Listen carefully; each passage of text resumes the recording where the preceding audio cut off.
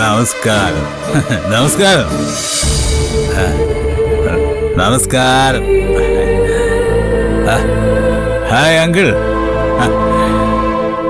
ആ അപ്പോ എന്താ വിശ്വാസ് സാർ നിങ്ങളോട് പറഞ്ഞത്? സ്വകാര്യ ജീവിതത്തിൽ അടക്കം ഇന്നേ വരെ ഒരു തെറ്റും ചെയ്തിട്ടില്ല എന്നല്ലേ? അല്ലേ? എന്നാൽ ചെയ്തിട്ടുണ്ട്. അങ്ങനെ ചെയ്തൊരു തെറ്റാണ് ഞാൻ. അയ്യോ അത്തരത്തിലുള്ള തെറ്റിദ്ധാരണയൊന്നും വേണ്ട.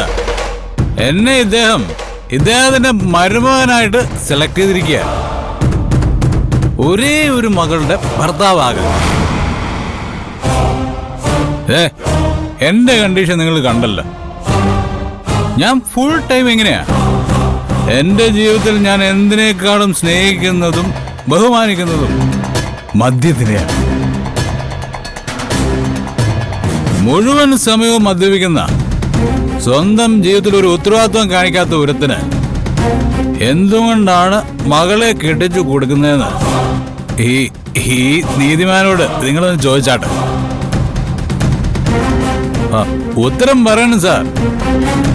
എന്താ സാർ ഇത്? ഇത്തരക്കാരെയാണോ മകൾക്ക് വേണ്ടി സാർ സെലക്ട് ചെയ്തത്?